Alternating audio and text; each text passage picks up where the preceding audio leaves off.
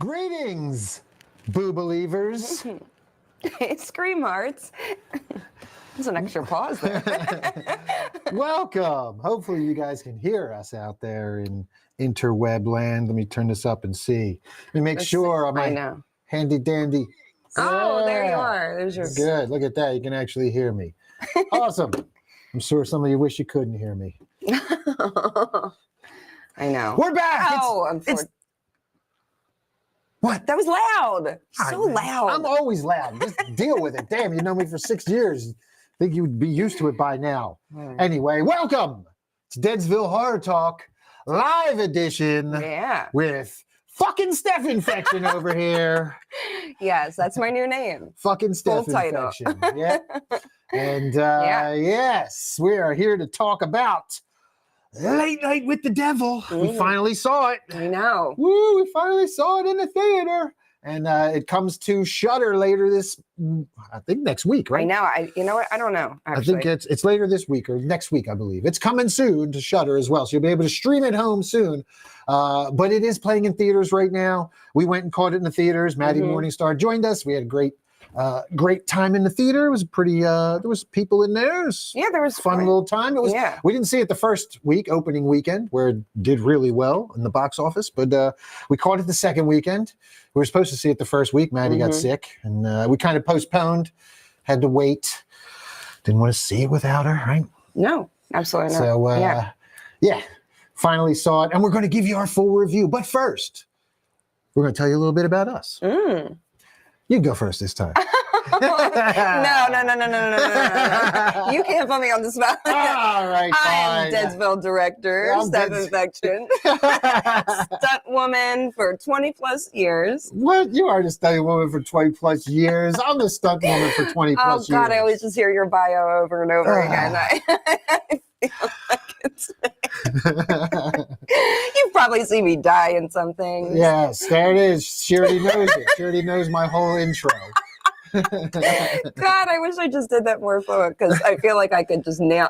Probably. Here, you want to hit the pen too while you do it? No. Cough. Yeah. Yes, I'm Deadsville director Ronin James.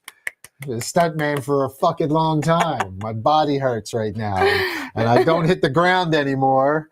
Instead, I make movies and create content and direct and stunt coordinate and do all that fun stuff. And yes, I do all that fun stuff with my partner here. Yes. The lovely fucking Steph Infection. Yeah, there you go. That's my new full title. Fucking so that's how I want to be greeted from now on. Yep. When you see her at Asylum or at a show, you'd be like, hey, fucking Steph Infection. Yeah. So, yeah. All right, anyway. Nothing could go wrong here, right? Nah, not at all. No, not at all. So, yeah, Steph Infection is a producer, actress. She's done a little stunt stuff, dance choreographer. She had some of, what's his name, Nick Cannon's babies. She worked on MTV where Nick Cannon seduced her and she had his babies. I have none of his babies. She's got the babies! He is not fun to work with at all. Fred Yard checking in says, I hear ya. I hear y'all, actually. All right. And we got some people checking in. Justin Seelig is watching. Brian Reinsfelder watching. Says, we're all dead inside. Yes, we are, see a Brian. couple on here. That's weird. Yeah, well, I get it. I get them on here. We have 8 watching, so we have people watching on Kick. If you don't know, we got to finish up our intro, Steph Infection. You're totally fucking up the greeting in the intro now. You're getting us off on tangents about fucking Steph Infection. No, you brought up Nick Cannon. You know how much I hate him. All right, fine. Fair enough. Yeah. Anyway, so yeah, we both worked in the entertainment business for a while. Now we create our own content. You've seen videos and reels and shorts and music videos and short films. And now we're going for a feature. We're tackling our first feature. What is it gonna be about? Oh, geez, I don't know. I don't know. What could it be about? I don't know. I mean, it just seems like these days, people are all about mining IPs and just ripping shit off, and I don't know what it could be about. Do I have something on my shirt? No, I need a little dog hair, cat hair maybe. Let me get that for you. Okay. Let me get that off your boob. Yes, we're wearing our Barbie stuff. All right. We're wearing our Barbie stuff because I'll do a screen share for this one. Yeah. Here, right? Did I bring it up? Yeah, I did. Look at that. I got to go back and screen share it. Brand new from the mind of This idiot guy. right here. But also, woo! I'm the idiot that came up with this one. And y'all knew it was coming. You guys knew it was coming. Bringing my specialties to this one, especially. My obsession with Barbie. Steph Infection will be helping to co-write this one since she knows all the characters, all the players, all the personalities, hopefully, of the different Barbies that she could fill us in on, because I have no clue aside from Barbie and Ken. Gotcha. So that's my Oh my God, I just got an idea, but I can't say it live. Amityville Barbi, that is our soon-to-be production, I guess. We're going into pre-production now. Pre-production. We just announced it. We just, I guess, unofficially made our first casting call as I'm trying to find my Barbie. I need my lead actress / stunt woman to play Barbie, and there will be more casting calls coming out there, and think stereotypical, all the Barbies. If you know all the Barbie characters, you know where we're going with this. We're gonna need a bunch of them. Each we'll casting also need call some is neighbors. gonna come. Yeah. Yes. Justin Seelig says, "Oh my God, Barbie based. I'm going to submit you a song. I'm going to write one. Please do. Oh yes. Yeah, we'll take some songs. We will definitely take songs. So." Real quick, a little bit about Maddie Morningstar checking in. What's up, Mads? Hey, Mads.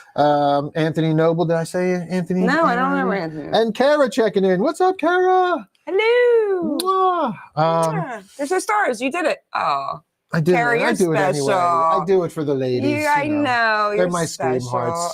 All the ladies are my scream hearts. I took my wrist thing off. Yes. Anyway, so yes, this is Barbie based. And to just give you the quick rundown of it, Barbie without an E and Kent. And we have to make sure we consistently, our actors really emphasize the T. Yeah, it's going to be the very character's name. And it's very good. It's going to be comedic in the sense that every time Barbie says, "Hi, I'm Barbie," without the name. Yes, most likely. Yes, we'll have some of that stuff in there. Yeah. We're hoping we're not going to get sued by Mattel. This is a parody. It's a horror comedy. We're going to have a little fun. And the idea is very simple. Barbie and Ken move into the Amityville house and unleash the Evil Dead. So we get pretty much Evil Dead 2 level hijinks with Barbie taking on the role of Ash in the Evil Dead house. And that's all we're going to give you for now. So it's still, the wheels are still turning. We still got a lot, There's a lot to go. We're still working out the players, but the basic concept is there. The outline is there. We know our beginning. We know our end. We just got to fill in the middle with some dialogue and figure out which Barbies we're bringing into play. We have an idea of some of them. Fun sleighs and we're going to have a lot of practical effects, over the top gore, and also. The reason I'm casting my own Barbie is that I'm a stunt coordinator. I'm a fight choreographer. This isn't going to be just some thrown together piece of shit IP mining cash grab. I'm going to make it. I want it to be good. I want it to be entertaining. I want people to enjoy it. And I'm a fucking fight choreographer, and I have a ton of awesome stunt people that get to come in and play whatever we need, zombies, whatever it is, deadites, whatever we want to call them. This ain't going to be a drama. This is not, So I need a legit ass-kicking Barbie, with martial arts skills. There's going to be some serious fighting, some brutal combat, some brutal kills. I want a lot of gore. It's all going to be, practical. I'm going practical as much as possible. There might be some digital enhancements. I guess we'll see. We'll see what our budget is. Right. Practical is what we will be crowdfunding for this. So all of you, we'll work that out, and you have a little piece of it, whether it's. We'll do the usual crowdfunding things real quick. We'd like to welcome Matt Burns to the team, and Matt is a filmmaker from Maryland. I don't know if he's tuned in or not. I don't see him on the list. Michael McDonald tuning in. Some serious fisticuffs. Correct, Michael. Yes, if you've seen any of my highlight film action design reels, you know that, the fighting stuff is what I do best. So choreographing fights is kind of like my shit. So I want to do that. I want that in here. So we're going to have that. Our Barbie is going to kick fucking ass. Yep. And so we're casting our Barbie. We will have some more casting announcements soon. We're going to crowdfund. I've never done crowdfunding before. We've strayed from it. We've stayed away from it, I should say. Not for any reason, but we wanted a baby. We wanted a good, I don't know. We wanted to do things on our own for a while, but I think this is something that a lot of people will want to be a part of. And if you live far and you're part of our family, you could get some type of credit, towards it. Yeah, you get your name in the credits. Yeah. Or, we'll have different tiers that you could back, obviously. We'll have, you can get props. We'll probably do the same thing that we've seen some of our other filmmaker friends do, where you can get signed props from the movie. So you all are going to be a part of it. It's not just going to be DVDs, all that kind of stuff. It's not just like a fund, you're getting stuff. Yeah. We'll have executive producer credits. Maybe we'll have you can act in the movie from home. Maybe Barbie FaceTimes her friend on the phone. Oh, I love it. I love it. See, that's all happening here. So we'll come up with some fun stuff. Matt Burns is going to help us with that because he has done a bunch of these, and we're excited to have him on board helping out. And yes, his expertise in the crowdfunding area is going to be a huge, huge help. So welcome, Matt. And make sure you guys go find the page, Amityville Barbi, the movie. Follow, all that good stuff. Share it with your friends. And we'll get the crowdfunding stuff up soon. So, yes, if you want to back it, if you want to be part of the Deadsville Productions film funding family, and keep your eyes open. Stay tuned, boo believers. We're not fucking around here. This has all been building up, and yes. Now this is the one. And you guys know me. I hate these fucking things. I hate them. I hate that I have to do this. But we're gonna have so much fucking fun. We always make fun of all these, how many Amityvilles there are. And we're so like, oh God. And sometimes we think one's gonna be good and we click on it and it's not so much. But it's Barbie. It's Barbie. Barbie's gonna kick ass. So Barbie doesn't matter. Versus, you could also call it Barbie versus the Evil Dead, because that's what we're going here to. Yeah. I'm gonna draw a lot of influence from Sam Raimi, obviously. Oh my gosh. It's gonna be a fun time. We're gonna have a hell of a lot of fun with it, even though I hate this whole IP mining concept. But we're watching all these filmmakers do it. Yeah, and they're getting money to go make their own movies. So the idea is we do Amityville Barbi. People love this shit because it's ridiculous and over the top, and it's going to have awesome gore and blood and fighting and stuff in it. It makes some money at the box office. Hopefully we make some money and we take that money and we can go make Deadsville Zombie Response Team. Yes. Or more episodes of Deadsville Rock and Roll Mysteries. Or we could do one of the other scripts we have laying around. That have been bouncing around in my head. So all right, boo believers. Set you loose. We thank you in advance for your support. Justin Seelig says, y'all, I'm seriously excited about this Barbie movie. And he even spelled it right. Look at that. Keeping us from... Justin knows. Justin's on top of it. B-A-R-B-I. Barbie without an A. And, Michael McDonald says, hope the projects will turn out really well. Thank you, Michael. We really appreciate it. Karen, no, not a slasher in a Barbie mask at all. We are not doing that dumb bullshit. You know us better. We are going to have deadites that are possessed with prosthetic makeup, and we're going to spend money.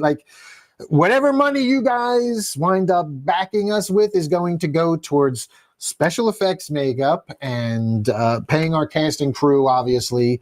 But so hopefully we get a good the special effects makeup and paying the stunt guys for hitting the ground and making our stars look good. So that's where we're going to make sure that, and feeding everybody, of course. But but a lot is going to go into the VFX budget. So hopefully we get lots. Yeah. Lots of backing. Stay tuned.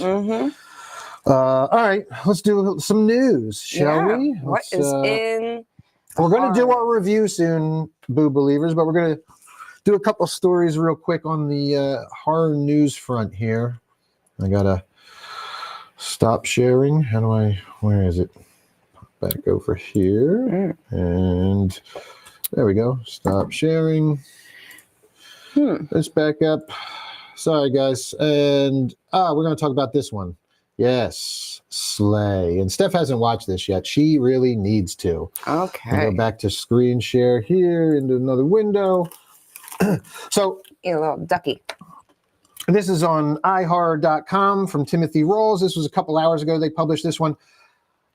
I did a review on this after watching it on the live on one of my daily boos, and I really love this movie. It was a lot of fun. It is another one that's super low budget. But I exactly said Slay is like From Dusk Till Dawn met To Wong Fu. I finished this with you.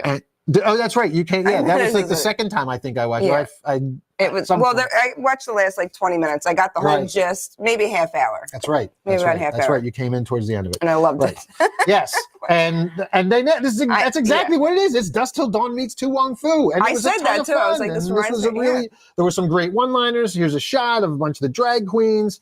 I don't want to give anything away, but I'm just going to read the story real quick. And this is on Shudder right now, right? Oh no, this is on. Oh man, Hulu? Oh, I don't remember. I got to figure it out. All right, it'll probably say here in the story. All right, before you dismiss Slay as a gimmick, we can tell you it is, but it's a damn good one. 4 drag queens are mistakenly booked at a stereotypical biker bar in the desert where they have to combat bigots and vampires. You read that right. Think To Wong Fu at the titty twister. That was exactly my words. That's exactly what I said. To the original. Even if you don't get those references, you will still have a good time. It's a Tubi. Tubi is fucking killing it right now, man. I love Tubi. Before you sashay away from this Tubi offering, there you go. Here's why you shouldn't. It's surprisingly funny and manages to have a few scary moments along the way. It's a midnight movie at its core, and if those bookings were still a thing, Slay would have probably had a successful run. The premise is simple. Again, 4 drag queens played by Trinity the Tuck, Heidi in Closet, Crystal Method, and Caramel find themselves at a biker bar, unaware that an alpha vampire is on the loose in the woods and has already bitten one of the townsfolk. The turn man makes his way to the old roadside saloon, begins turning the patrons into the undead right in the middle of a drag show. The queens, along with local barflies, barricade themselves inside the bar and must defend themselves against the growing horde outside. And I didn't know their names until I just read that. That's amazing. I mean, those are their real names. They're stage real names. Stage real, yeah. Names in the movie are even funnier. Oh, but that wasn't. They're not their character names from the movie. That's no, their real names. Those are their real stage names. Those are their okay. drag names. I should so say. Funny. Yes. The contrast between the denim and leather of the bikers and the ball gowns and Swarovski crystals of the queens is a sight gag I can appreciate. During the whole ordeal, none of the queens gets out of costume or sheds their drag personas, except at the beginning. You forget they have other lives outside of their costumes. Yes, and you see them rolling up in the van, and that's it. And once they get into character, they're in character. All 4 of the leading ladies have had their time on RuPaul's Drag Race, but Slay is a lot more polished than a Drag Race acting challenge, and the leads elevate the camp when called for and tone it down when necessary. It is a well-balanced scale of horror and comedy. Trinity the Tuck is primed with one-liners and double entendres, which rat-a-tat from her mouth in gleeful succession. It's not a cringy screenplay, so every joke lands naturally with a required beat and professional timing. There is one questionable joke made by a biker about who comes from Transylvania, and it isn't the highest brow, but it doesn't feel like punching down either. This might be the guiltiest pleasure of the year. It's hilarious. And they go on more. I'm not going to read the whole story, but check it out. We can watch the trailer real quick. And I highly recommend this. I had a ton of fun with this movie. There was a lot of it doesn't drag.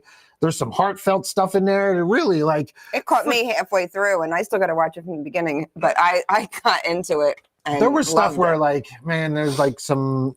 I don't want to give anything away. There was some heartfelt stuff in there too, though.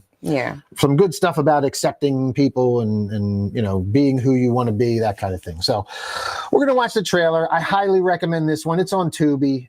It was a ton of fun. If you loved stuff like Tu Wong Fu and Dusk Till Dawn, you will definitely enjoy this one. Tonight's not just a generous paycheck, it's also at a legendary venue. We're here! Please tell me you're joking. You booked the wrong venue. Check out the trade. Plaid on plaid. Yes, cowboy. Welcome to the buck. Y'all know I ain't come to play. Oh, some Hills Have Eyes type of shit. Hills Have Eyes type of shit. Let's show these people what they've been missing. Now everybody gon' say they know she slayed that. She slayed that. I slayed that. You slayed that. Step way back. I slayed that.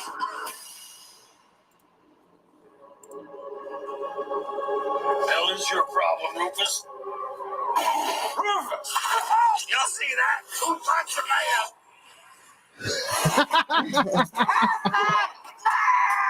There are vampires out there! Vampires!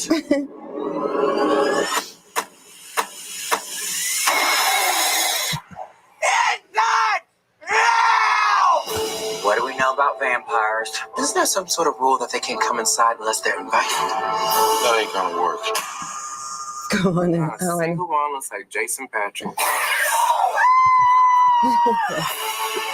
We need weapons. What are you doing? We should split up.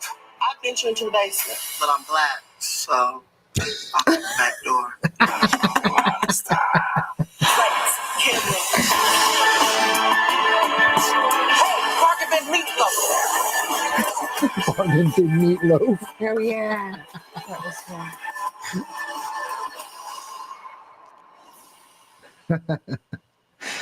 Surprised this hasn't been done already too. It's Man, like it is so good. Yeah, it's a great concept. There it is, Slay. If you haven't checked it out, Kara said she's watching it right now. As a matter of fact, on Tubi. I think. Oh, Yes. nice. Let me jump to the chat here real quick. Slay is So on good. Tubi and says, And Tubi's free, right? Yes, Tubi's free. Tubi's Yeah, free. so it's so good. I can't say enough good things about Tubi. I fucking love it. That's Yeah, because it takes so long to get new stuff on all the other streaming things. Like I go through it too quick, and next thing I know, I'm like, man, I've watched everything. I feel like I watched everything. I never feel like I've watched everything on Tubi. Yeah. I go to Tubi and there's always something that pops up, and I'm like, Yeah. oh, what the fuck is that? Click, I guess click. they get paid from like the advertisements and stuff too. Yeah, you watch a couple ads throughout the movies. They have them at the beginning, and then there'll be like one or two during the movie. We grew up with commercials every couple minutes. Come on. Yep. And they were long ass commercials. We can handle No it. problem watching Tubi. But yeah, check Slay out. It's on Tubi now. It's free. It's a ton of fun. And we just had Trans Visibility Day. So in the spirit of the holiday, and in the spirit of Barbie, Yes. being sexy and slaying. And so our queens out there. Let's All the queens. go watch Slay. Slay girls. But it was really funny. And the acting was pretty good in it as well. Even the like town folk were a lot of fun. Yeah. All right. You ready for this one? I got this story that's going to make you fall out of your seat, Steph Infection. Oh no. Should I brace you guys myself? at home, you guys better brace yourself. You ready? Oh God. This one comes to us on Bloody Disgusting. NECA just made a life-size Megan doll that you can purchase for $500. Only. $500. You get your own How tall is Megan, do we think? 4 feet? life-size Megan doll. She about 4 feet? That's not Holy shit. it's not that much. Yeah, that's not bad, I guess. For horror collectors that do little little 12-inch I stuff. guess that's it right there, right? That's the doll. I don't like her suppose. face. Yeah, I don't think the face looks great, to be honest. But Oh man, if that face was better, I totally would be buying it for all right, $500. here we go. This is on Bloody Disgusting from John Squires, announced about 3 hours ago. While you wait for the Killer Doll's upcoming sequel, it's headed to theaters in May 2025. Blumhouse and NECA have joined forces to create a screen-accurate, life-size Megan doll. Full disclosure, we thought this announcement was an April Fool's Day joke yesterday, but it's now April 2nd, and the pre-order is still available. It's real, and it's real creepy, too. The cost, $494.99. NECA previews this fantastically accurate replica doll stands approximately 55 inches tall, duplicated from actual film-used digital files to be the most screen-accurate representation available. Does she dance? She doesn't move. How much that would cost? Come on, I like that. It's not a robot. All right. God, you want the real whole robot. I Yeah, do. you're asking for a lot. Here's the full product description for the one-to-one replica life-size Megan doll. Own a fully posable life-size replica of the robot doll from the hit film Megan. It has an articulated inner armature, movable eyes, and synthetic hair matched to screen-used hair samples. Her clothing is made from film-used patterns and includes a dress with inner lining, 2 striped sleeves, a bow tie, underwear, tights, and shoes. The fabric material of her dress matches an exact swatch of the dress from the movie, and her shoes are customized with details from the screen-used shoes. These are expected to be shipping later this year. You can see more photos over on NECA's website, where you can also pre-order this extremely creepy replica right now. And there she is. So now you get there's the full size. And does it say? I figure she'd be like 4.5 feet. It says 55 inches. Do the math. Is that 5 feet? No, it's 60 inches. So 4. It's just under 5 feet, right? Yeah. Okay. Yeah, so that's life size. It's about the size of a little girl. That's all right. There she is. The Megan creepy ass life size doll. Man, if I thought Annabelle was fucking creepy, having Annabelle in You know, compare the two. I don't know. My Annabelle doll, or if I bought this. Yeah, that would probably creep me out a And little what if more. she like a was just life-size. standing in front of your desk? Yeah, well, yeah, I wouldn't take her out of the box, just like I'm not taking Annabelle out of a goddamn box. You're not allowed to take my dolls out of their box. Okay, well, whatever. Okay? Whatever. I think Annabelle looks creepy. I don't know. That's a weird face. Yeah. Yeah, I don't know. I'm not sold on the face. Yeah, I wish. It almost looks like Samara. Yeah, a little bit. Talk about Kara it. says you can always turn into a creepy puppet. And then she says, Annabelle needs a friend, Steph. Oh, see. No, I doesn't need any friends. She doesn't need a $500 friend. Okay. Okay, we're bottom of the barrel friends here. Oh, man. Well, there you have it, Boo Believers. Who's going to be getting themselves a life-size Megan figure from NECA? Who likes Megan that much? I know that there's people out there, but like, I don't know. I see it as not like a movie that people are really obsessed with and becomes like a favorite. I don't know. I don't know. Obviously, they like it that enough that, you know. No, people with stupid money are just going to be. Yeah, exactly. Yeah, Collectors will buy it up. absolutely. All right, we're going to take a look at one more trailer here because this shit looks insane. Nice. Joe Blow, Cody Hammond, Boy Kills World, official Red Band trailer. So this is starring our buddy Bill Skarsgård, who everybody hates right now as the Crow. But yeah, we're gonna check this out. This is produced by the legendary Sam Raimi. And it's the feature directorial debut of Moritz Moore, scripted by Arend Remmers, Tyler Burton Smith of Kung Fury, the movie. If you remember Kung Fury from years ago, it was an internet sensation. Story takes place in a bizarre, dark dystopian universe and centers on, quote, a deaf and mute character, Boy, who navigates this depressing world with his otherworldly imagination.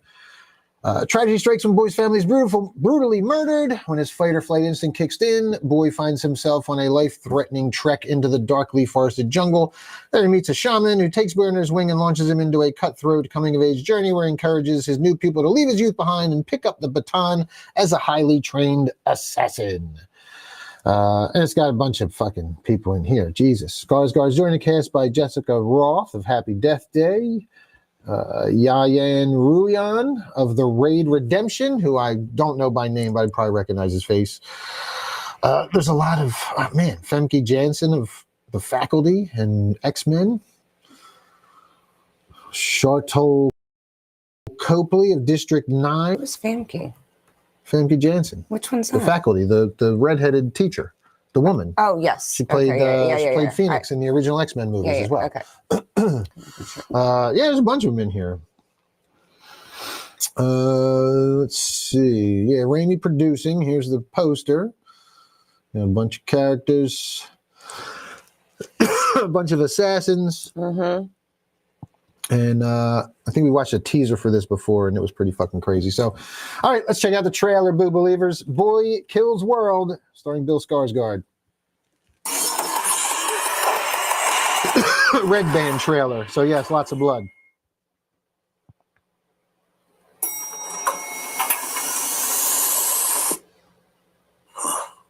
Lovely.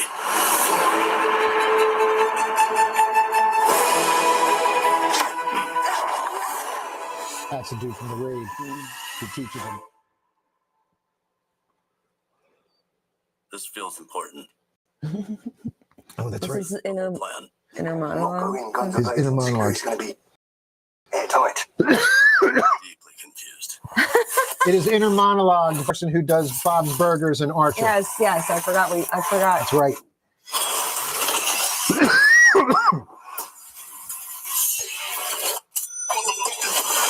So this man took down an entire squad. I did do that. He killed over 100 men. Slight exaggeration. With his bare hands. Definitely not true.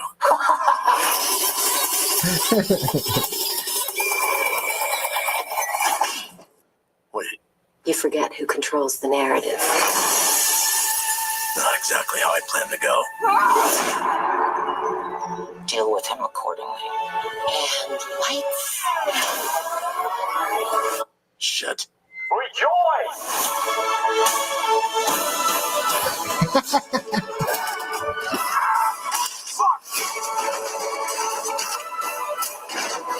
Woohoo! Yeah, fucking action looks awesome. Lips. You petulant little shit. Woo! I gotta see this in the theater. I am an instrument shaped for a... Damn it. Ah, so good. Looks so good. H. John Benjamin is the name of the man, the voice actor who does. That was cool. Yes. And remember we couldn't find out. We're like, it's Yeah, Archer. yeah. I was like, it's 1,000% Archer. Yeah, we weren't sure when we first saw 'Cause this. He wasn't So. listed or whatever. Yeah.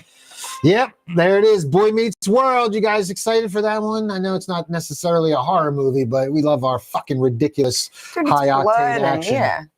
There's a lot of So. killing. Looks good to me. I will be checking that one out. Yeah. All right. That was pretty fun. Now to our main event, Booblies. Ooh, what is that? Let's get the review of Late Night with the Devil, shall we? Yes, it's always this point where I remember, I forgot to order pads for these stools again. Yeah, well. So you know. Tushy starts going numb. Yeah. Oh, good. Yeah, well, we're only at the 40-minute mark, barely. So hang in there, Steph Infection. I think I can. All right. We are going to... Yeah, so we'll give our non-spoiler before, Have you guys seen it yet? Check in if you've seen Late Night with the Devil. Yes. I am going to play this trailer from the beginning in a second.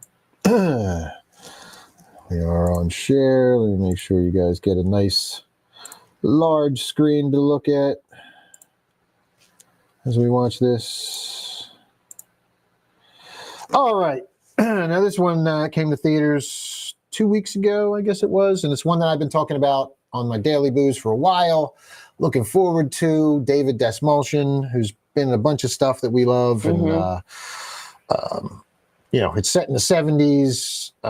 It was getting a huge buzz at a bunch of film festivals, South by Southwest, and it comes to Shudder next week, I believe it is. So we managed to see it in the theater. Yeah. It's still there. If it's playing near a theater near you, I highly recommend seeing it in the theater. Absolutely. Totally worth it. We're going to get into the review. We're going to watch the trailer again. So in case you haven't seen it, here's the trailer. And then we'll do our spoiler-free review first. And then we'll let you know when we're going to get into spoilers. So if you haven't seen it, you can bow out before we spoil anything for you. All right, let's do this with the trailer.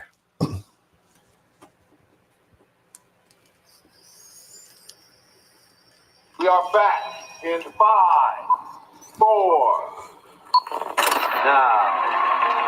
Mr. Midnight, Jack Dowell. Oh, good evening, night owls, and thank you for allowing me into your living rooms once again. Well, night owls, we've got a heck of a show in store for you tonight, and I'm very excited for you to see it all unfold before your very eyes. I really hope you love it. Gosh, I hope you love it. Please love it. I'm trying to host a nationally syndicated talk show, and I'm trying to help you keep it on the air. We all know how important it is to keep our sponsors and affiliates happy, but in my humble opinion, there is only one person who really matters in this whole darn crazy business. And that is you, our viewer. You're meddling with things you don't understand. Now, as you know, here on Night Owls, we think it's very important to keep an open mind. Please welcome Dr. June Ross Mitchell and Lily, the young subject of the book, Conversations with the Devil. I really don't think it's a good idea, Jack. It's becoming more unpredictable. That's a good thing. That's why we still do flat TV. Ladies and gentlemen, please stay tuned for a live television first as we attempt to commune with the devil.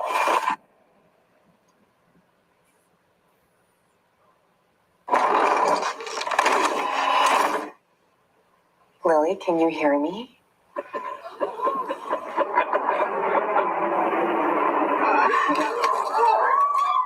Good to see you again, Jack. Lily, return to me. This isn't about ratings anymore. No one's going anywhere. How could you let it happen, Jack? How could you let it happen? Please be warned, anyone with young children in the room. What you're about to see. You okay, Dad? It's profoundly disturbing and shocking. You get out there, Mr. Midnight. And you knock him dead. I can't wait to watch it again. Yeah. You can't make films. Yep. I'm looking forward to seeing it again too. It brings all the memories. Watching the trailer, I'm like, man, yeah, that's right. That part too. Oh, that part was good too. Yes. And I just realized, like, they don't really share too much in the trailer. Like, just watching it again. I mean, was they like, give you the rundown, the yeah, basic but rundown of not everything. like there was stuff. There's stuff that happens. No, there's a you know, lot that they don't give so away. Much. It's, So yeah, we're going to get into it. So, all right, why don't you, well, we kind of know what's going on already. You could read the synopsis, though, for us. it's just one sentence. Yep, it is. Let's see. A live television broadcast in 1977 goes horribly wrong, unleashing evil into the nation's living rooms. So, yeah, that's a broad. Think, basically, it's like this guy just wants to top Johnny Carson. Yeah, that's like the setup here. This is the heyday of late night television and in the 70s. And his character is always second to Johnny Carson, and he comes up with this idea for this Halloween episode of his show, and literally all hell breaks loose. Yeah, I just want to start off with saying I didn't expect it to be this good. Like, I thought I liked the idea. I liked watching the trailer. I've been kind of, I don't know, nothing's really like blown me away, thinking like I have at least gone into it with high expectations and then have really liked it. This one, I kind of went in with just minimal expectations. I think it's going to be good. It's a Shudder. It's going to be okay. And I loved it. I absolutely loved it. I never wanted to look away. There's never like a part, even in the slow conversational times, which aren't slow, it's clip-its, and they keep it moving. Your eye is always moving. Like, it's always something happening. Yeah, the pacing of it was great. Yeah. The way that the story gets told, like, without giving anything away, there's like it's almost like it starts off on a documentary style, but then it goes into, you know, everything that you need to know within 2 minutes. They do it so well. It's so well, like, and it's documentary style, like those old time TV shows, like the old time. So then you kind of get your backstory on everything, and then you have the live footage that they discovered after this whole thing happened. And then they also have this behind the scenes footage, which is shown in black and white. So when you're watching, you're getting what happens in color is what's broadcast. That's like the Yes, broadcasts. And then as soon as they, let's go to commercial, all of a sudden it jumps to black and white grainy footage and you're getting all these kind of which is really behind the cool. scenes stuff. And there's so much that, I mean, that's the one thing that I've talked about a lot with this movie that really works for me. The setting plays an integral part in how everything plays out. It's because this setting of the 70s and this late night talk show, live television, it's this wild animal, especially back then. Like nowadays, there's more of a handle on it. Way back then, everything was fly by the seat of your pants, and this. There was no like off button. Like there may have been like a 1-2 second delay, but it really was live TV. Right. Like there are so many things that aired. Even into the 80s. Oh, yeah. We had people suicides there was and stuff. Yep. There was stuff that they just, there was no... They didn't catch. Yeah. So this thing was like, I mean, it plays out great. And I don't want to give away too much. I thought that the acting was awesome in it. Everyone. The pacing was great. That was my point with the cuts, the inner cuts. Like a lot of times with found footage, there's some boring stuff because it's found footage. It's like, okay, you're going to have some stuff of just a guy walking through the woods for fucking 40 minutes. Yeah, there was nothing like that. No, everything that was in there was pertinent to the story and moved the story along and constantly had you engaged. So whenever it went from a clip to another, like the live stuff was awesome. Like everything was like, the way. But even behind the scenes stuff, like you never, in between commercials, they were short. So you're just getting like quick conversations and you're like, oh, that happened. And we needed to know that one little sentence and this happened. And, so you're getting, it's not over writing of backstories and stuff. Like I said, I was mostly impressed with the first 5 minutes of the movie, that it just told you everything you needed to know about certain characters and what they went through in their life. And then you're like, oh, okay, here we are. And then you actually feel something for them too. Yeah. Like, because everything that this guy goes through leading up to this, him going and taking the stage for this, this broadcast. Yeah. So, I thought that the setting was perfect. The writing is great. It keeps you on your toes. And again, they don't over-explain. They leave stuff to your imagination. They let you figure it out. They treat the audience like they're semi-intelligent enough to work some of the stuff out on your own just by visuals and not having to outright say and explain a whole lot. So like the info dump is at the beginning and it's perfect because it's an info dump of all the backstory that you need, like you said, and it's all very compelling and everything, just the stuff that you need to get you where you're to the starting point. And then everything after that is all it's all what happens on the TV show. Right. Well, and it's all compelling stuff and it's all written very well and it's all agree. It was just a really great job with writing it. And this is written by the directors and writers are the same. It's his brothers, Cameron Cairns and Colin Cairns. Yeah. They are Australian, I believe. I'm going to jump to the Wikipedia here. An international co-production of Australia, the United States, and the United Arab Emirates. Late Night with the Devil had its world premiere at South by Southwest Film Festival. A lot of the stuff we're talking about here. Yeah, we're not going to get into that because there's spoilers. Where does it give us?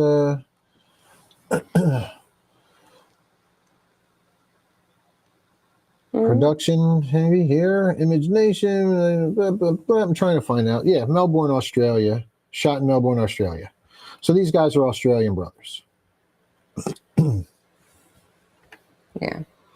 But yeah, I mean, this is really well done. Like, there's movies out there that will be period pieces, and there's no reason for them to be a period piece. Like, what's just like you can just because it's just there because they felt like doing a period piece. It bears no. Like they don't, like you'll see a movie. I can't think of any examples off the top of my head, but this is fitting, and it goes into that mindset of how real something like that can kind of happen. If the supernatural was, Yeah.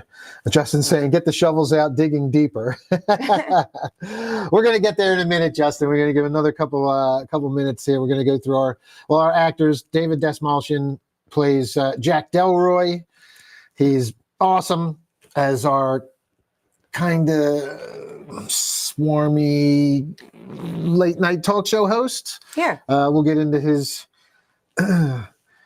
I mean, you feel bad for him, but he's a manipulator behind the scenes. You can kind of tell, and there's all kinds of there's stuff that they just don't even explain to you. They just get glimpses and hints at. It's so good. All right, everything's. I know.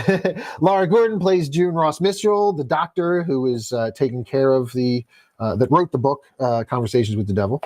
Ingrid Torelli was awesome as Lily. She was such a good little actress. She was amazing. She was so good. Reese Alteri is Gus, the Gus McConnell. He's like the sidekick. He's like Johnny Carson's Ed McMahon. He's like the Ed McMahon, yes, kind of character. And he's great. He is not on board with this at all. His character, and he's like scaredy. Right from the beginning, he's like, he keeps running around. I love he's running around. He's like, what's this part here? And this, I don't have this on my script. What's going on here? And everybody's just like, moving on. And that's exactly how shit happens on movie sets. People come and ask, and next thing they just slip it under the rug, and the next thing, and that's how accidents happen. Yeah, especially stunts. We won't go into one of those rants. Don't go into that rant. Ian Bliss plays Carmichael Haig, who is the skeptic. He's the ex-magician who comes on and is a skeptic to all things supernatural. He's based off of a real person back in the 70s. That used to try and debunk. He was like a magician. All right. Very cool. Very cool. All right. And there's a lot more people that are worked in here. We won't have to get into it. But the cast and crew was really good. And they really were a believable crew. I've been on so many film sets and I'm watching the crew and they act like a real crew. They're just running around and just ignoring what people are saying. And, whatever. I got to get. You got 2 minutes. 2 minutes. We're back on 2 minutes. They don't give a shit about anything, but what they're laser focused. It's so great. It is so true to life, even to this day. Yes. How people are on a set of a fucking TV show or movie. There's this shit is really going bad around them, but they're so focused on their jobs, they don't realize it until it's too late. Yeah. It's true. It's really fucking good. It's a really good wrinkle in there. Yeah. And the 70s vibe is awesome too. Oh, dude. I love the fucking palettes and stuff. There was nothing that didn't give you 70s vibes. Everything was done beautifully. The wardrobe was awesome. The haircuts, look at them sideburns. Even just sometimes you get these we're in the 70s, but you have a 4K camera. The filter on it was there was a grainy quality to this. The whole time. An old school feel to it. Yeah. And there are certain parts where they show you, and it's in that square format, an old TV, before they open up to a full letterbox format. Yeah, it was done very well. Trailer. Very well. Yeah, I really, really loved it. All right, let's give our final thoughts, spoiler free, and then we'll pull out the shovel, Steph. All right. I say I love it. I love the pacing. I love that I actually got emotionally attached to some of the main, to Jack within the first couple minutes, and not just, I know his backstory. I actually got emotionally attached, and that's huge to do with writing. Definitely. Huge. I loved it. If you can see it in the theater, go see it in the theater. Definitely see it when it comes out on Shudder if you can't get to the theater. And I loved it. That's it. I loved it. Yeah. It was really good. Better than I thought. Yeah, I'm going to agree. I fucking loved it. I tried to keep my expectations down because I know there were budgetary constraints, and usually with independent movies and something that's going to go to Shudder, like you said, it's a Shudder movie. They're hit or miss. I'm not going to lie. I'm not going to beat around the bush. I'm not going to sugarcoat it. I love Shudder, but some of the movies suck, man. They're boring as fuck. I was really hoping this was going to be good. The trailers all looked like they were going to be good, and the buzz was that it was good. So, again, I try not to put the expectations too high, but they were high, and it fucking lived up to it, man. It was awesome. The only thing I would have liked to have seen, there's a clip with the girl with the scary mouth in the trailer. If you stop it when she's fucking, it's I wish we would have just gotten a little more of that kind of creepy makeup stuff. But what they did do was fucking insane. Man. I don't want to get. We're about to dig deeper, so I will wait. Yeah. But I give this is my favorite movie of the year so far. I mean, I know it's only April. There's a few we haven't seen yet We though in haven't the seen theater. them. Yeah, There's a I lot have to see that came out. Ghostbusters, and I have to see We should do that this Godzilla weekend. X Kong. But I mean, so far, this little movie right here is my favorite one of the year so far. Yeah, This is the best horror movie I've seen yet in 2024. I agree. And highest recommendation. Watch this in the theater if you can. If not, and you have Shudder, definitely watch it on Shudder, and it'll be on VOD. But yeah, there it is, Boo Believers and Scream Hearts. We both give it, Go see it. the highest recommendation. Yeah. So that being said, we will now whip out the shovel, Steph Infection. You don't be whipping out your shovel. Whip I'll out get that these shovel. shovels. Give me a shovel. There you go. Oh, thanks. Because it's time to dig deeper. This is the part of the show where we're going to do spoilers. And if you haven't seen Late Night with the Devil, this is the part where you should dip out. And yes, that way you avoid spoilers. Because, go see the movie. Or if you don't care about spoilers, you can stay tuned. That's fine too. But if you do care about spoilers, jump out now. We won't hate you. You can always come back later and watch and see if your takes lined up with ours. So without further ado, I'm whipping this thing out and digging deeper. I feel like I'm a left-handed shoveler for some reason. Yeah, I should be shoveling this way. But then I have to turn all the way around to shovel you. Oh. And then this way you just push me into the ditch? Yeah, see, I shovel this way, and then I just be like, no. All right. Dig it deeper. So scared. I haven't jump scared you in a while, huh? No. Damn it. We're going to have to start working on that. I totally forgot about those.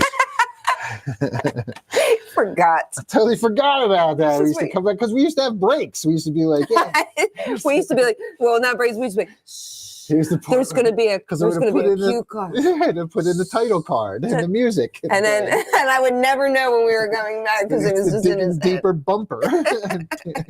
And you come back and I'd be like,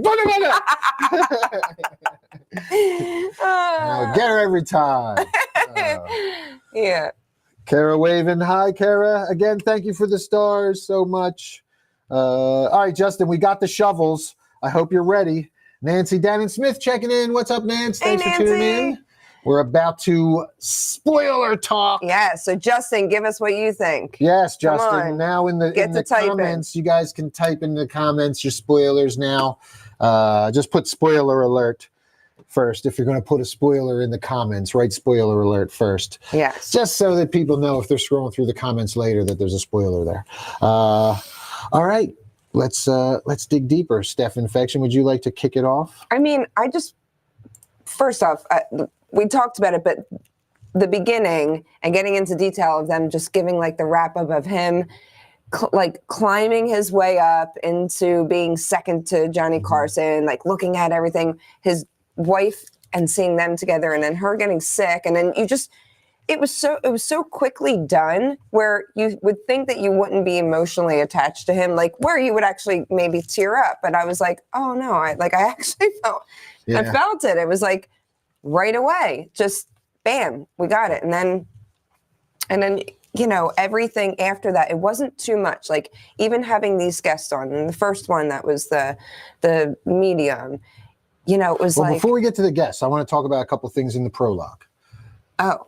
So let's talk about that. So let me read this off of Wikipedia here. The film's prologue is framed as a documentary investigating an unexplained event that occurred on 31 October 1977 during the live broadcast of the sixth season episode of Night Owls with Jack Delroy, a successful variety late-night talk show that competes on ratings with The Tonight Show starring Johnny Carson. Through his television connections, Night Owls host Jack Delroy makes regular visits to, quote, The Grove, an elite California camp for rich and powerful men. This was a big part of it that they didn't get into a whole lot. No, but I was wondering this was one of the things that I really dug about this movie, that was one of like the unspoken things that they kind of just let you think about. Like He's with it because you always hear these stories, especially nowadays, about the elites, the Hollywood elites, and and the Illuminati, and Epstein's Island, and whatever. well, you wanna talk about, and we kept saying to each other, he made a deal with the devil at some Mm-hmm. point, but we just didn't know. It was never. well, they spelled show out. these guys doing rituals and stuff, Yeah. and in robes, and the whole like it really. But it wasn't like it really leans into that myth of the Hollywood devil worshipping elite kind Yes. of. Yeah. Okay, you and know, now it's and so then sometime later, so that like kind of explains as he starts hanging out with them, he starts getting popular. Mhm. But then also sometime later, his wife Madeline contracts terminal lung cancer despite Right. being a non-smoker and dies. Yeah. Her death having a major effect on Jack as Night Owls halts production. So it's hinted at that like that was his sacrifice. He Oh, had yes. to sacrifice it. That was his like as you get that was that was so- obvious. Like they kind of said. I mean, that But was they kinda don't just obvious. outright say it. No. That's never, what I mean. That's never. one of the things like and here we go. We're in spoiler territory, but this was what made it so good and so enjoyable because they let you figure this stuff out on your own. You're like, oh man. And as it's all coming together towards the end, you're like, as you're getting pieces of the grove and seeing flashes of what, and then And they're you can talking also about play it out in your head how you think, like interpret it how you think it actually went down at that place, or if what he was signing in that Mhm. one day. Like I don't know. They don't just tell you what actually happened, so it's open to interpretation by every person, which Yep. makes it kind of a little bit more fun. Yeah, but again, and it's not just like spoon-fed to you like they like to do with modern movies where they just feel like they have to explain everything and Mhm. to the point where they over-explain it and bore the shit out of you with too much exposition Yes. and put me to sleep like they did in Imaginary. True. Like that, you see the difference in there's a huge difference in the pacing here and showing instead of telling. They did That wasn't such a that good bad. job. Don't listen to him. That part of explaining wasn't terrible. It was a little bit. Well, but they that's just did not a the very worst. good job in this of showing, not telling, Yeah. what we needed to learn It was pretty to bad. kind of piece these things together. So, all right. So we get those kind of that backstory there. We get the stuff about the his wife dying. Mhm. He kind of goes on a hiatus. Yeah, ultimately returns. Show doesn't get the same level of success. And so to try and get his ratings back, he decides to do the occult themed episode on Halloween night in the studio. And yeah, so then the rest of the movie is just like salvaged footage from the episode and the behind the scenes additions in black and white that we And it's really cool. It's like, this was the episode and this is what aired. Yeah. You're like, here's oh. what aired. Here's what aired. what's behind the scenes. And Yeah. his manager was like a slimy dude, or his producer, Yeah, the yeah, dude yeah. with the glasses and the like hair part in the middle, curly long hair, 70s hair. He's like, yeah, nobody's leaving. Yeah. All right, so they get their special guests. He comes out, he introduces everything, and this is very 70s as well. And we get the psychic Chris 2. Mm-hmm. And Chris 2 was fun. Do you have the IMDb up still with the actor? Yeah. Let's see. Chris 2 was played by Faisal Bazzi. Faisal Bazzi. And he plays like a psychic who comes out and starts doing readings in the room, in the studio audience. They also, he does this. He does the readings for the studio audience first. And they start off, not really going too hot, where he's not really, he's putting He's out not hitting he's not on it. hitting, But then and he hits one. Yeah, he hits one. And then they bring out the skeptic. Yes. So And the skeptic comes out and he kind of starts to debunk everything. He is based off of James Randi, who was an actual magician turned to debunk any supernatural mediums or anything. Yeah, he was somebody that was, they wanted to base him exactly, by him. So that's our, what's his name? Carmichael. Yes. Jack brings out Carmichael, who insists that Chris 2 is a phony. Jack supports him after pointing out that Minnie was the nickname he gave to Madeline. There was that whole thing with the Minnie and Madeline, and that was very cool too. Yeah. And he doesn't like disclose that, and then he pulls him aside and he's like, "Man, are you shitting me? Like, what? Are you fucking pulling some shit right like here?" nobody knows that, and All right, so they argue a bit. Christy argues with Carmichael. Christy becomes sick. Projectile vomits the It's black liquid. it's like tar, like liquid tar. Yeah. I'm sure you you can all tell. saw that. Like, Yeah. this is after he has like an episode, almost like a seizure, where he was like conferring with the dead, convening with the dead, whatever you want to call it. But so something was off. He kept saying there was like a dark presence there. something off. So, all right. So then we get We they say, go to what break. happens to him? Well, yeah. I mean, he gets rushed to the hospital as they go to commercial break, and we find out at the next commercial break. We don't find out right away. He gets rushed out. So we'll come back to it. And we'll find it I think everyone here has seen it. If you've seen it, yes. They're sticking Chris around. 2 dies, but they don't find it out until later. He was hemorrhaging, and they couldn't stop They it. couldn't stop it, and he passed. Here we go. It's all there. So at any rate, during the commercial break, June introduces Lily, the sole survivor of a mass suicide committed by a satanic church that worshipped Abraxas, the demon Abraxas.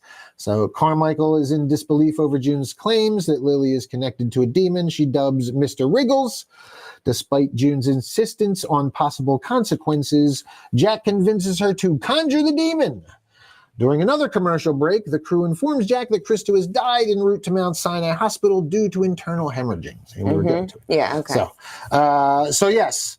I did like that she called him Mr. Wriggles, because it's kind of like innocent. He wriggles in and out of her head. Yeah, it was really good. Okay, so when we meet Lily, god damn, this chick is creepy. Like wide-eyed, but like very creepy. like She's she like comes out. children of the corn, like fucking Waco. Yeah. Fuck, man. I was like, oh my God, she's just staring. Stop. I was like, oh my God, she's so happy to be there. She's like, curtsied, I'm watching the fucking show, and it was like she was staring right into my soul. I was like, I was getting uncomfortable. Stop staring at me, kid. You're weird. Is that why you're doing that little move? I was doing my little move. I was trying to get out of her fucking I was thinking about it again. I was doing my little dance. Louis Marog watching. What's up, Lou? Frankenhooker's Louis. Hey. What's up, brother? Thanks for tuning in. I know. We're talking. I got to get on his podcast. Oh, good. Yeah. Awesome. Plug it. We'll plug Louis' podcast. Send the link, Louis. Put it in the chat. Make sure you guys check out Louis' podcast and the Clintonville Slasher, I believe, right? Let me see. And Louis makes movies too. He's making slasher movies as well. So good stuff, man. All right, let's see. We are at so we had that first Conjuring. We kind of meet, and right off the bat, Abraxas is like, "Good to see you again, Jack." So we right off the bat, as soon as the fucking demon takes over, we get the he knows Jack. Yep. So we're just like, yes. It's the deal with the devil at the Grove. It all fucking. So good. Yeah. But they never explained it, but you knew that's what it was. And it wasn't so much, but like her joints moving. And everything. When she was, she did great when she was like, doing the movements and all. They had a little. The makeup was really good too. The camera was kind of flickering too. So it's a camera trick where you cut frames out. Yeah. So she contorts, and as she contorts, if you have 24 frames a second, and you go and cut 4 frames, 5 frames here out, she'll jump. Yeah. Like parts movements will jump, and that's the secret with film fighting, where you throw a punch. I could make a frame or two disappear from here to here, so that it just like looks like my punch is just like wham and shoots across the screen. Yeah, that's why Jackie Chan was so fast. There's your insider tip for the night, boo believers. There it is. The Jackie Chan. One of the guys that pioneered that, and a lot of guys do that in fight choreography. Now, when you're throwing a punch or certain reactions, if they want it to snap, in editing, you go in and you cut out a single frame every couple frames, every few frames, something like that. If a punch, it takes up 9 frames. A punch takes like half a second, whatever, third of a second to go from here to there. You just want to punch me. I feel it. So say from here to here is 8 frames. So I cut out a frame here and a frame here at the beginning of it.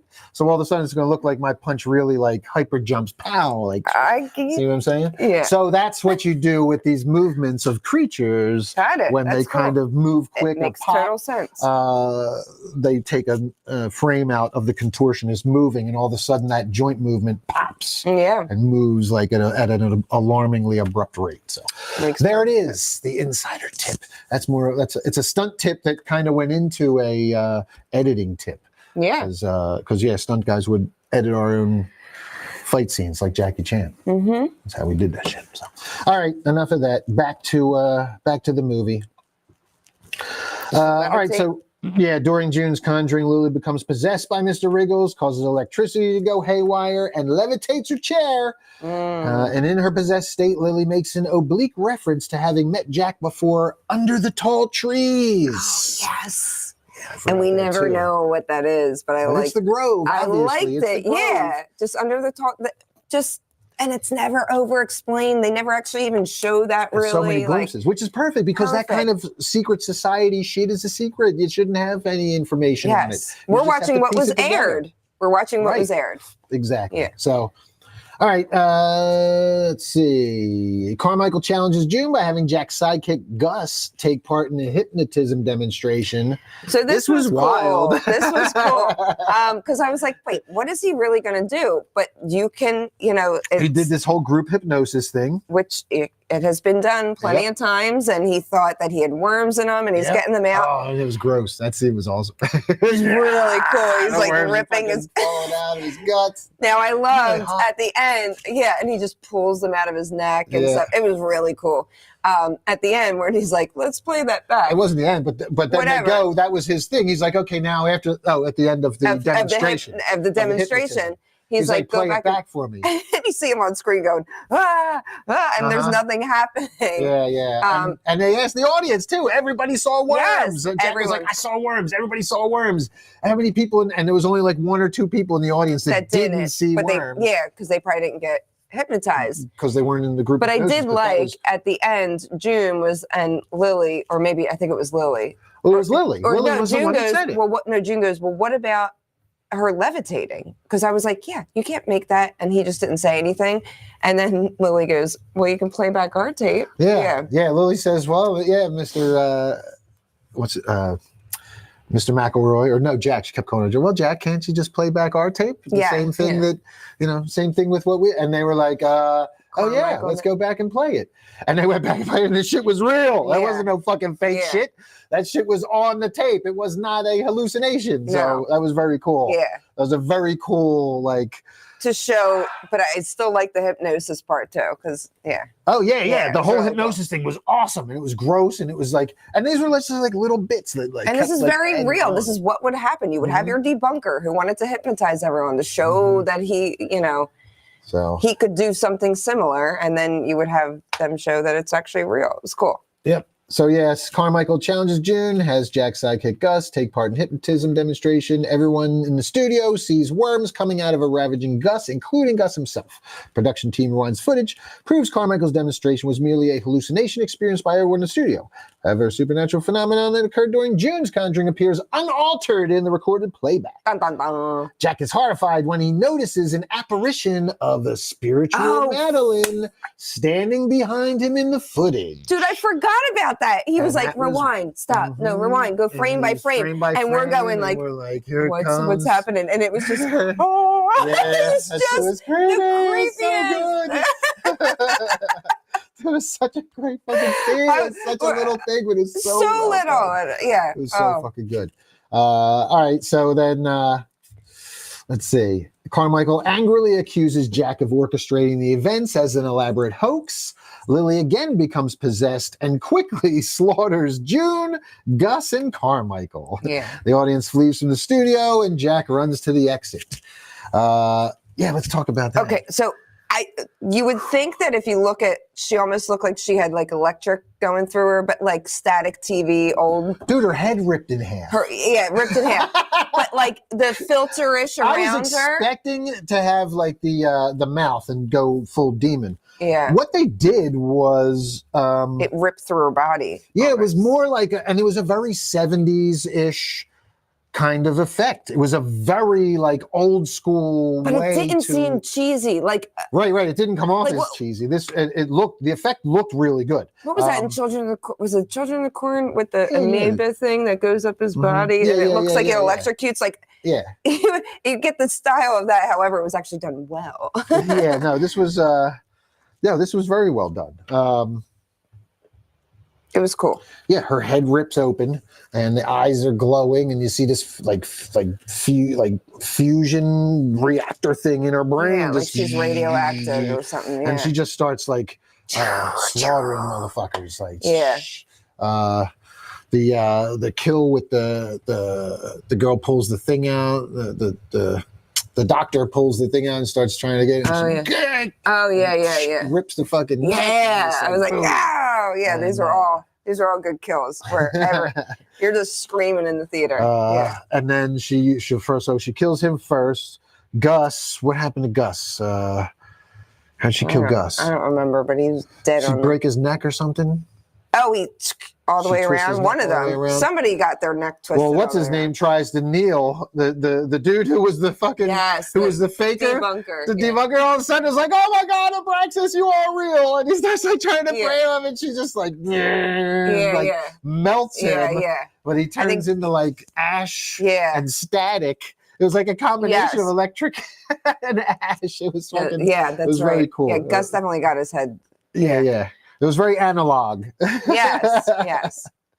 And then Jack's just standing there, like trying to get out, but he's staring at all this happening. Yeah. So Jack is suddenly transported to a nightmarish version of the show. He relives moments in the past before it is revealed that he has a connection to the demon possessing Lily, having encountered it during a ceremony at the Grove. It is also revealed that Jack was indirectly responsible for Madeline contracting cancer, the price for Night Owl's sudden fame. So we have this flashback, and you do get all these pieces. It's pretty. And he's sitting in bed with his wife who's sick, and she's like, "This, this is because of the deal that you made." Basically, they say a little bit more.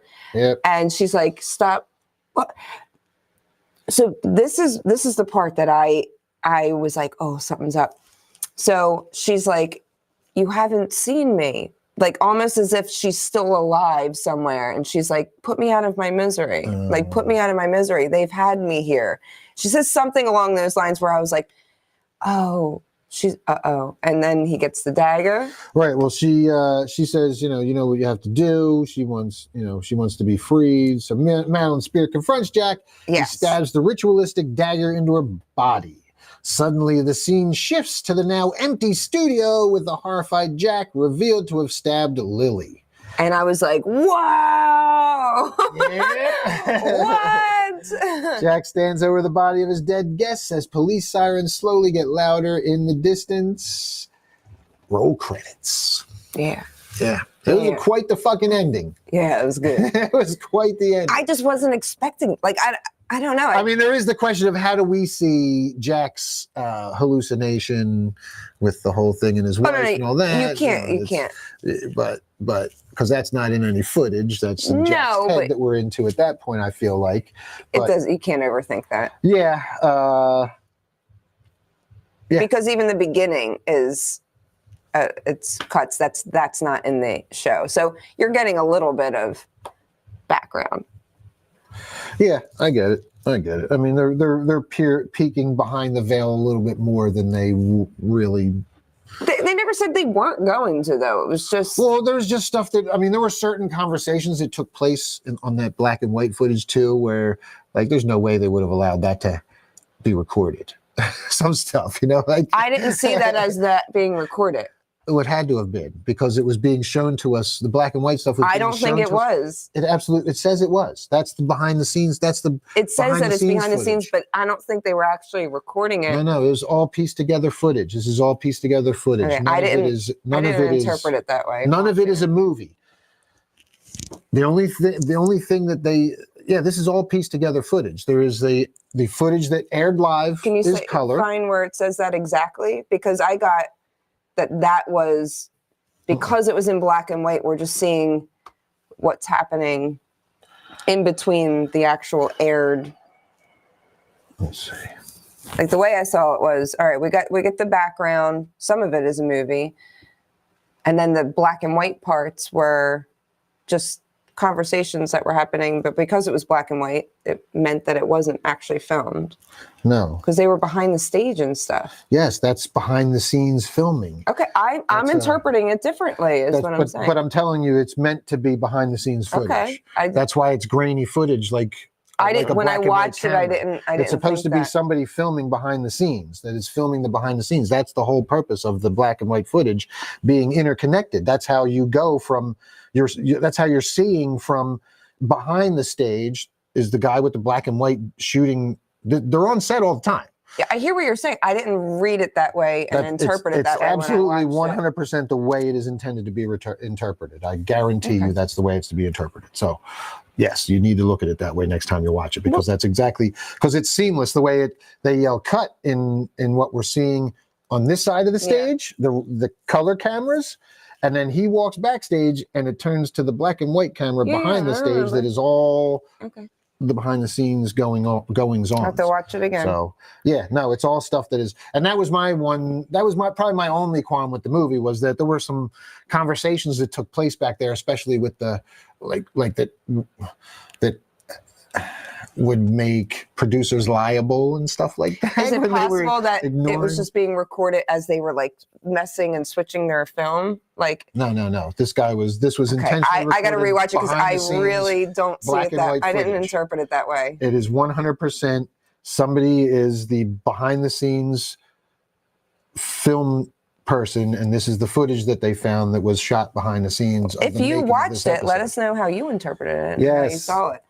Because it makes the whole ending a little bit more easier to. Oh, that's going to take way too long. We'll see. Okay. Yeah, because then it made me think that the background, like the last part, wasn't too far-fetched. All right, here we go. This is. He says something. Keep talking. It's about something. Well, I find it in here because it's in here. Okay. Well, is anybody out there? Who's still watching? Who saw it? Or did you not see it? Yes. There we go. Or are you excited to see it again? Here's what it says. Jack throws to the first commercial break. We get shaky, handheld, black and white footage of the cast and crew getting into position for the next segment. Images whose textural authenticity betrays the fact that they're totally unauthorized within the world of the film. Yes. I know that that's what it is. I'm saying that I think it was accidentally recorded, not somebody actually going, I'm documenting all this. I think they're like changing film. The cameras are just picking them up. Like they're not like actually doing a documentary behind the scenes. These behind the scenes passages. Because they break the spell being cast by the rest of the material. The acting in the film is uniform and excellent. Trajectory of the plot is satisfying. Blah, blah, blah. Yeah, they don't really get into it. All right, so I just interpret it as like, when everyone's like cut, everyone's like running back and forth. However, like maybe because it was black and white, it's like what the cameras that were still left on were picking up or maybe somebody walking in the back. I interpreted it that way. So it's handheld. You can tell. I know we can watch it again. He said shaky handheld footage. Yeah. It's somebody moving around, shooting this stuff on purpose in the background. I mean, it's a behind the scenes. Yeah. So I am excited. Let's see when it's coming out again, so we can watch it again. Oh man. On Shudder. Yeah, check it. Okay. Well, I have all this other stuff open over here. okay. Let's.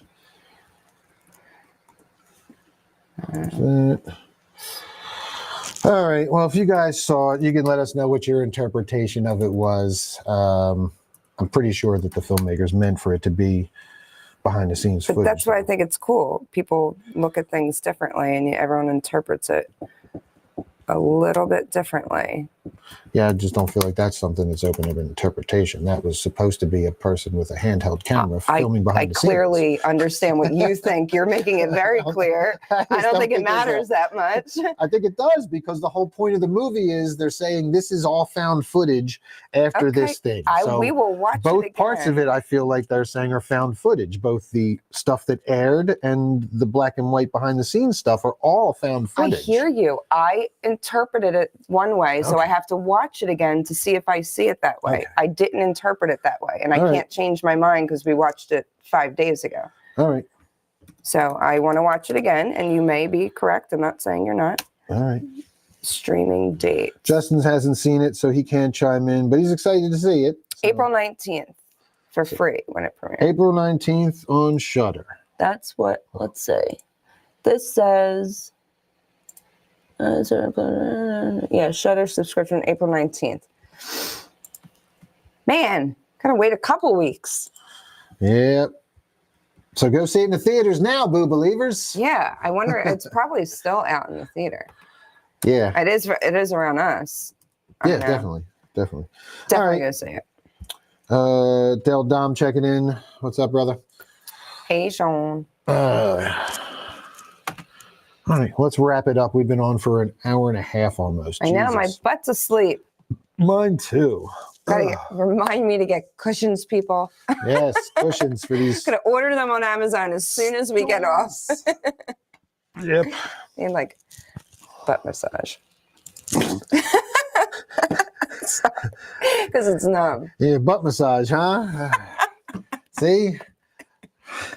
My jobs are never done around here. You're gonna put me on the casting couch next, Miss Producer Lady? Who said that you fit the part? Who said, come to the casting couch and give me a butt massage, and I'll give you a role in my next movie, Amityville Barbi. No, because you want to play Ken just for a butt massage. I don't want to play Ken. Kent. Oh, yes. I want to play Kent. No. I'm just kidding. Be punk rock Ken. Can I be black metal Ken? I don't think they have a black metal let's Ken. not do that, please. No, I'm kidding. I'm not adding any Kens. I don't want to be in the fucking movie. There is a punk. There's like a ska. Yeah, I'm not being the ska Barbie. Nope. There's Thanks. a couple punk rock ones. Nope. Pass. All right. Back to the chat. Thank you all for tuning in. Kara, thank you for the stars. Appreciate it. And yeah, that's it for us for today. Man, I'm back on here again tomorrow at 5. Oh gosh. That's all right. I got to get my viewing hours up. I'm almost at 5,000 followers too. Woo! Doing great. You like hearing yourself talk now? Yeah. Justin says, so I for real want details about Barbie. I really want to write a song. I'm sure we're gonna put out you'll some. Get plenty of details soon, brother. Yeah. Don't worry. But the page, what's the page? Amityville Barbi, the movie. Go like and follow and share it with your friends. Yep. And we'll be putting all the info on there. Yeah, casting calls, crew calls, all that. And on our pages, but you'll see it.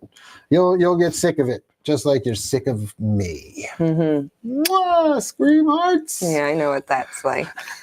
But don't get sick of the movie just yet. Yeah, didn't even start yet. Still new. All right, that's gonna do it. Until next time. Stay spooky. Bye, scream hearts. Stay spooky, motherfuckers. Yes.